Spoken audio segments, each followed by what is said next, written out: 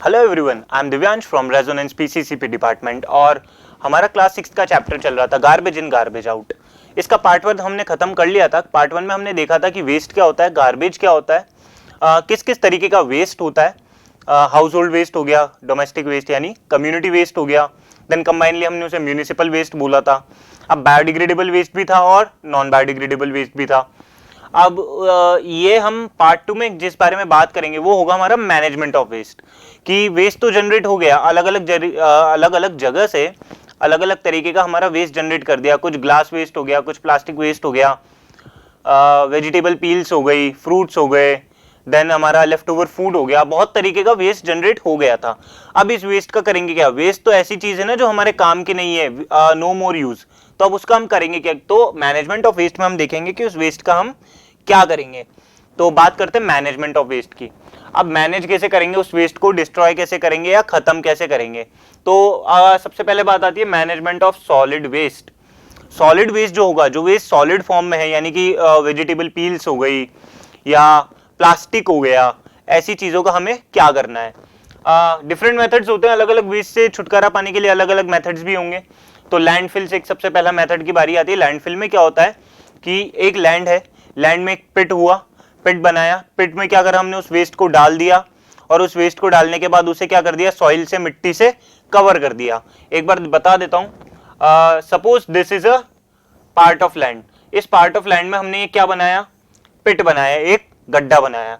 जितना भी वेस्ट है वो हमने क्या करा, इस गड्ढे में डिस्पोज कर दिया, इस गड्ढे में डाल दिया। ठीक है, अब इस गड्ढे में हमने जब वेस्ट को डाला तो क्या हुआ, वेस्ट को उस गड्ढे में डाल दिया, उसके बाद इसे किससे कवर कर देंगे हम, सॉइल से कवर कर देंगे।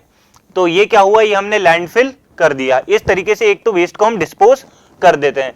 अब होता क्या है ना कि मेनली हम इसमें ऑर्गेनिक वेस्ट को डिस्पोज कर देते हैं, क्योंकि है ना जो प्लास्टिक हो गया या फिर ग्लास बॉटल्स हो गई, उन्हें तो हम क्या कर सकते हैं, रिसाइकल कर सकते हैं। इस वजह से हम किस में डिस्पोज करते हैं, लैंडफिल में, ऑर्गेनिक वेस्ट को मेनली। बाकी तो कुछ भी हो ही जाता है आजकल, तो कह नहीं सकते, पर ये हो गई हमारी लैंडफिल की बात। एक पिट के अंदर वेस्ट को डाला, देन उसके बाद उसे सॉइल से कवर कर दिया। लार्ज अमाउंट में होता है, तो देख सकते हो इस पिक्चर में है। देन नेक्स्ट की अगर हम बात करें तो इंसिनरेशन या इंक्रीनेशन। इंसिनरेशन है। अब इसमें क्या होता है, destruction of waste material by burning. Waste material जो होता है हमारा, जितना भी वेस्ट है, अगर उसे हम बर्न कर रहे हैं, उसे जला रहे हैं, उसे कंबस्शन कर रहे हैं उसका, तो वो किस में आएगा, इंसिनरेशन में। ठीक है, अब इसमें बात करें, ये जैसे एक दिख रहा है, पिक्चर दिख रहा है, इसमें क्या फैक्ट्री है, फैक्ट्री में क्या करा, इस वेस्ट को जला दिया और अब इसमें से धुआं निकल रहा है। वेस्ट को जलाने का मेथड क्या होता है, ये होता है इंसिनरेशन।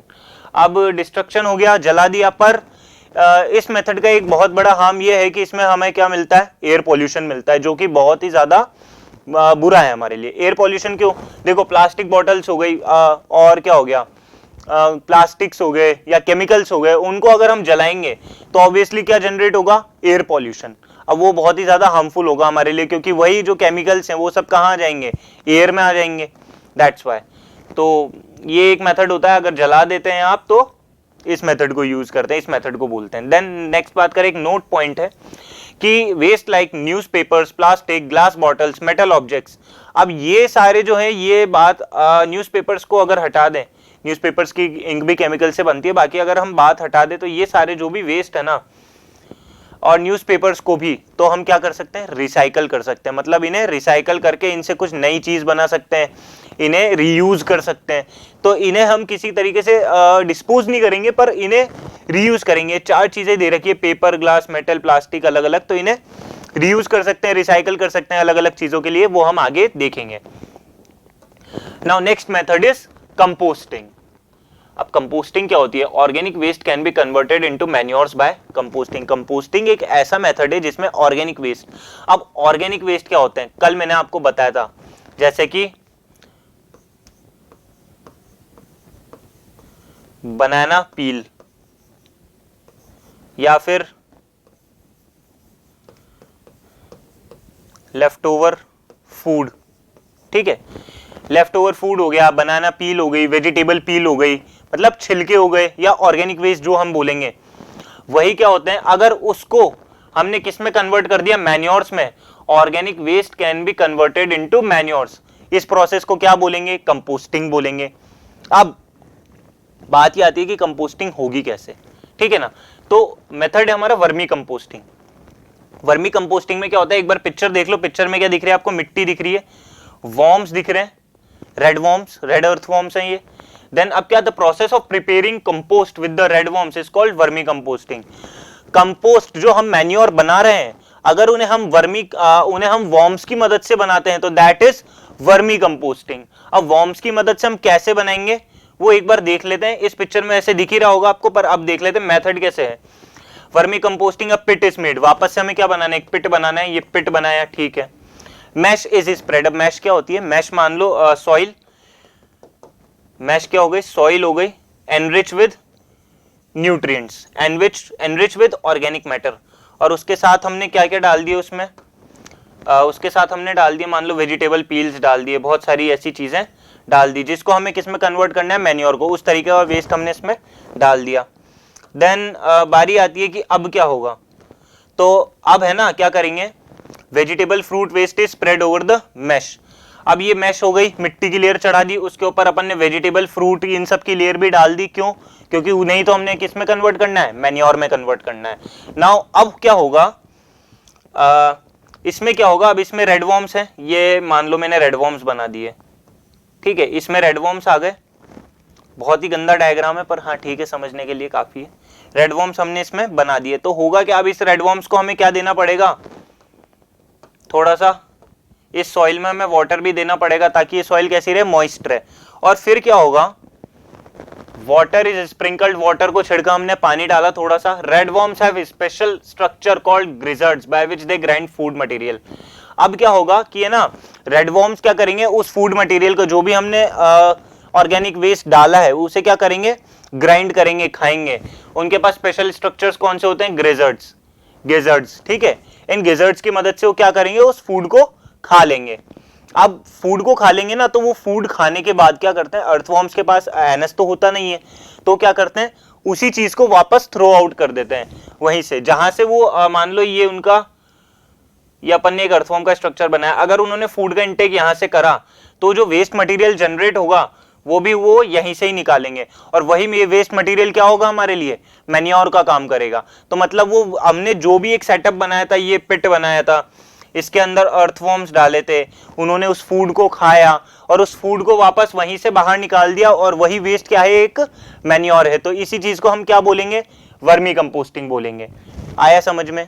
अब आगे की बात करते हैं एक बार। वैसे तो अब मैनेजमेंट ऑफ लिक्विड की बात करनी है, तो लिक्विड मैनेजमेंट में तो हमें पता है सीवेज वेस्ट, जो हमारी नालियों का कचरा होता है जो घर से आता है, उसे क्या करते हैं? डायरेक्ट नदी में छोड़ देते हैं। तो ऐसा नहीं करना चाहिए। नदी में उसे जाने से पहले, उस वेस्ट को नदी में जाने से पहले, वाटर बॉडीज में जाने से पहले क्या करना चाहिए? ट्रीट करना चाहिए, यानी कि उसे साफ करना चाहिए, ताकि कम से कम पॉल्यूटेड जो वेस्ट रहता है वो उसमें जा सके। इससे क्या होगा? वाटर बॉडीज को भी कम से कम हार्म होगा और वाटर पॉल्यूशन भी कम होगा। Then industries. अब हमें पता है कि फैक्ट्रीज के जो केमिकल्स होते हैं ना, वो डायरेक्ट कहाँ जाते हैं? इसमें अगर देख सकते हो ये sewage waste direct water body में आ रहा है। अब हम क्या कहते हैं? फैक्ट्रीज के जो केमिकल होते हैं ना, वो क्या करते हैं? डायरेक्टली वाटर बॉडीज में फैक्ट्रीज उन्हें रिलीज कर देती है। तो वो नहीं होना चाहिए। तो मतलब industries should not allow their waste and other chemicals pump into water bodies. Industries को जो उनके केमिकल वेस्ट होते हैं ना, उन्हें वाटर बॉडीज में डायरेक्ट रिलीज करने की परमिशन नहीं होनी चाहिए, क्योंकि इससे बहुत ही ज्यादा वाटर पॉल्यूशन होता है, और वाटर में रहने वाले जितने भी ऑर्गेनिजम्स रहते हैं ना, वो भी इससे अफेक्ट होते हैं।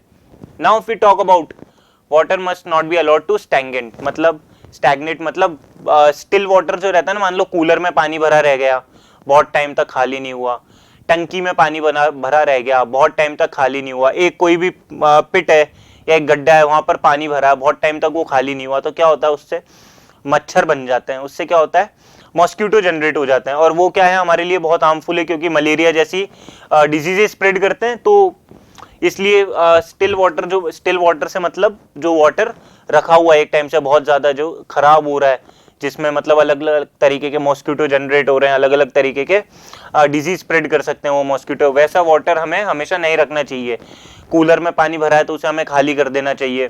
मान लो एक पिट में पानी है तो उसे खाली कर देना चाहिए। बहुत टाइम से कहीं भी पानी रखा है तो उसे हमें हटा देना चाहिए, ताकि मच्छर जनरेट ना हो, मॉस्किटो जनरेट ना हो और हमें बीमारियां ना हो।